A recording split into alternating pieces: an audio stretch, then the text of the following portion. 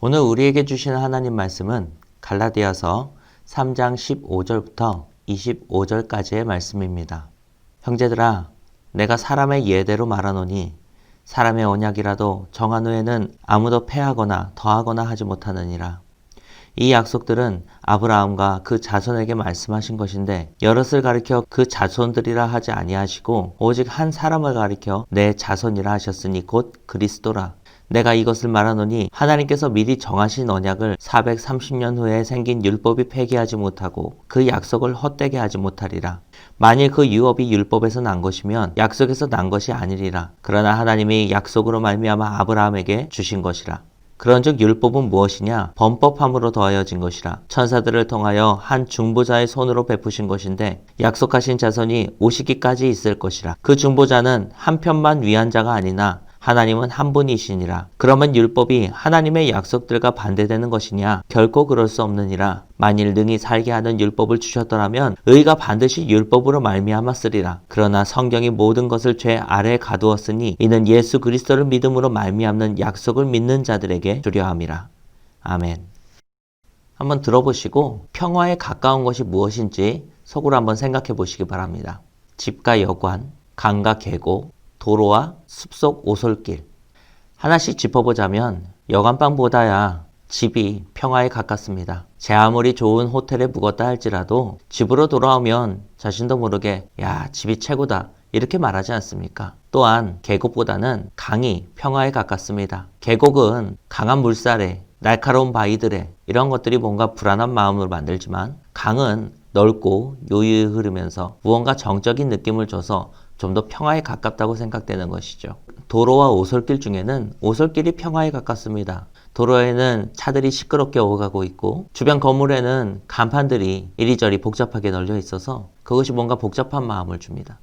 하지만 오솔길에는 그 한 길 아무도 다니지 않는 고요함, 그것이 평화롭게 느껴지는 것이죠. 우리가 직관적으로 느끼게 되는 이러한 감정들을 정리해보면 평화는 무언가 정적이고 익숙함이고 그리고 어떤 변하지 않는 풍경과 같은 느낌을 줍니다. 반면 동적임, 격정적임, 날카로움, 시끄러움, 좁음 이런 것들은 평화와는 거리가 먼 것처럼 느껴집니다. 이거 우리가 마음대로 할 수 있을 것 같습니다. 평화를 원한다면 조용한 곳을, 변화를 원한다면 시끄러운 곳을 예를 들어 그렇게 찾아가면 되니까요. 그런데 이것이 우리의 마음대로 할 수 없다는 것을 깨닫게 되는 것이 바로 요즘의 시점인 것 같습니다. 낙엽. 이 낙엽은 얼마 전까지만 해도 일상의 풍경이 되어주던 그런 정적인 평화의 한 부분이었습니다. 봄부터 최소 8개월 동안 교회 앞에 있는 나무에는 늘 나뭇잎이 걸려 있었고 그 무성함이 교회를 오고 가는 동안에 횡단보도를 건너기 위해서 기다리고 있는 동안에 나의 풍경이 되어 주었죠. 우리의 무의식 속에서 변함없는 무언가를 담당하고 있던 그것이 부쩍 추워진 이 계절에 변화되어서 스스로 떨어졌습니다. 낙엽을 발견하고 이 낙엽이 떨어진 나무를 올려다보면 거기에도 변화가 있다는 걸 알게 됩니다. 앙상한 나뭇가지가 이곳저곳에서 드러나기 시작하는 것이죠. 그 앙상함을 보고 나서 이제 내 삶의 풍경을 되짚어보면 거기에도 변화가 있다는 것을 알게 됩니다. 변하지 않는 정적인 무언가, 그래서 일상의 배경이 되어줬던 것, 어떤 때는 지루하다고도 말했지만 곧 평화의 모처였던 그것이 어느샌가 변화하여 있다는 것을 알게 되는 것이죠. 변하지 않는 정적인 무언가, 내 일상의 풍경이 되어졌던 무언가들도 결국에는 변합니다. 어느새 낡고 해져버리는 것이죠. 여기까지 생각해보면 우리가 누리는 평화라는 것, 정적이고 익숙한 무언가, 그것들은 결국 흐르고 있는 시간 속에서의 한 순간이라는 것을 알게 됩니다. 니체는 사람들이 누리는 평화에 관해서 이렇게 묘사하고 있습니다. 평화란 망망대해를 건너는 한 새가 작은 암초를 발견하고 그곳에 잠시 쉬어가는 것과 같다. 이 말은 그 새가 암초에 내려앉는 것은 잠깐이고 덮쳐오는 파도로 말미암아 그 자리를 떠나게 된다는 것이죠. 평화라는 것은 한순간, 찰나에 불과하다는 것을 말해주고 있습니다. 꽤나 우울합니다. 그런데 잘 생각해보면 딱히 반박하기도 어렵습니다. 여러분 한번 떠올려 보십시오. 우리가 누렸던 그 평화라고 하는 그 순간이 얼마나 빠르게 지나갔었습니까? 그렇다면 대체 평화는 무엇란 말입니까? 신기루 같은 겁니까? 아니면 지금의 나를 열심히 살아가게 만드는 희망 고문 같은 겁니까? 아닙니다. 그럼에도 불구하고 우리에겐 평화가 있습니다. 성경에서 하나님은 그 백성을 향하여서 평화를 선포하고 계십니다.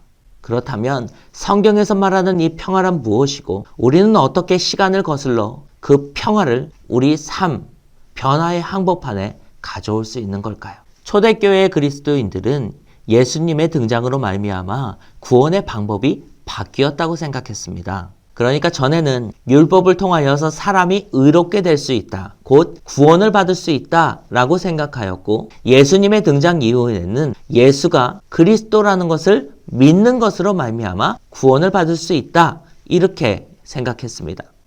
그리고 이 변화를 우리 삶에 적용하는 데에 여러 해석들이 등장했습니다. 첫째는 이전의 것, 율법을 통한 구원은 완전히 폐기되었고 오직 예수 그리스도를 믿는 것만으로 우리가 구원을 받을 수 있다, 이렇게 해석하는 사람들이 있었습니다. 또 어떻게 하나님의 말씀이 이 땅에서 폐하여질 수 있느냐, 그러니 율법을 통한 구원도 한 방법이고 예수 그리스도를 믿는 믿음으로 말미암은 구원도 하나의 방법이다. 율법을 통해서 실패하였다면 예수 그리스도를 믿는 것을 통하여서 구원을 받을 수 있다, 이렇게 생각한 사람도 있었습니다. 그리고 아니다, 둘 다 하나님의 말씀인데 어느 것 하나를 덜 할 수가 있겠느냐, 둘 다 완전히 해내는 것, 율법도 완전하게 지키고 믿음도 가지면 그 사람의 구원을 받는 거다 라고 생각하는 사람들이 있었고, 바로 이 사람들이 갈라디아 교회를 찾아온 낯선 전도인들의 정체였죠. 혼란의 시대였습니다. 이뿐만 아니라 헬라의 여러 신관들을 기독교 안으로 가져와서 하나님의 구원의 방법, 또 하나님의 존재 자체를 어떻게 해석해 보려는 사람들도 넘쳐났습니다. 그러나 다양한 견해에도 불구하고 이 모든 것들이 하나의 공통점을 가지고 있었는데, 그것은 바로 하나님의 뜻이 이것에서 이것으로 변했다라고 하는 요소입니다. 하나님이 그러하시겠다라고 한다면 우리가 그것을 반대하고 막을 수는 없는 일이지만, 적어도 우리는 그러한 변화가 우리에게 있어서 불안의 요소로 작용한다는 것은 알고 있습니다. 그런데 바울은 이러한 것들과 전혀 다른 새로운 해석을 우리들에게 말해주고 있습니다. 그리고 바로 이 관점 속에 우리가 누릴 수 있는 평화의 자리가 있습니다.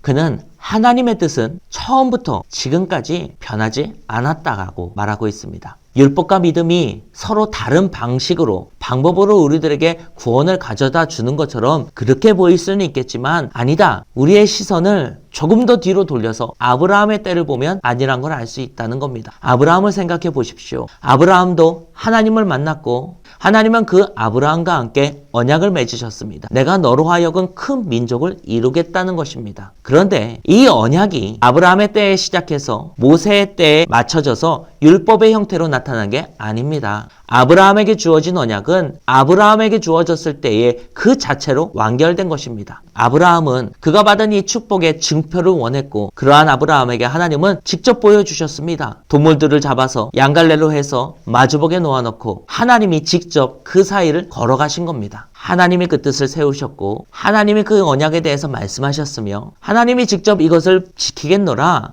우리들에게 보여주신 것입니다. 아브라함은 딱 하나, 하나님의 말씀을 믿었습니다. 그리고 바로 이것, 오직 믿음으로 구원을 받는다고 하는 이것이 말씀이 육신이 되어 오신 예수 그리스도를 믿는 것으로 오늘날 우리들에게 요구되고 있다는 것입니다. 아브라함의 때와 그리스도의 때, 그리고 오늘에까지 변하지 않는 것이 있다면 그것은 바로 우리를 구원하고자 하시는 하나님의 뜻입니다. 그리고 이 하나님의 뜻이 우리가 영원히 붙들 수 있는, 고정되어 있는 것이자 기댈 수 있는 안식처가 되어줍니다. 깊은 바다에서 풍랑을 만났을 때 배가 어떻게 그 풍랑에 떠내려가지 않을 수 있는지 아십니까? 아주 크고 무거운 닻을 해저에 내리는 것입니다. 그 배는 파도를 맞을 것이고 심지어 어느 때는 수몇 미터로 그 배가 가라앉을 때도 있겠지만 반드시 떠오를 것이며, 아무리 큰 풍랑을 만난다 할지라도 그 배는 그 지점에서 벗어나지 않게 될 겁니다. 우리도 이와 같습니다. 바로 지금 이 순간도 나를 포함하여 모든 것들이 계절 안에서 시간 속에서 변해가는 중이지만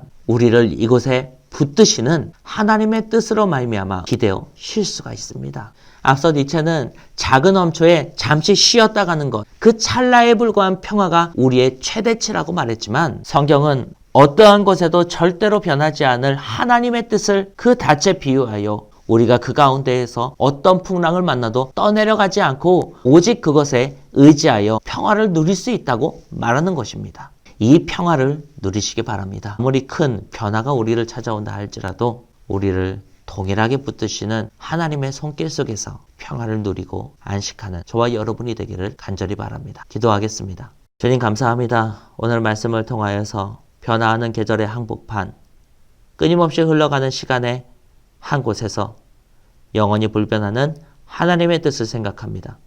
주님, 우리를 언제나 동일하게 붙드시는 하나님의 그 손길 안에서 깊이 평안하고 깊이 쉬어가는 우리들이 될 수 있도록 주님 도와 주옵소서. 예수 그리스도의 이름으로 기도합니다. 아멘.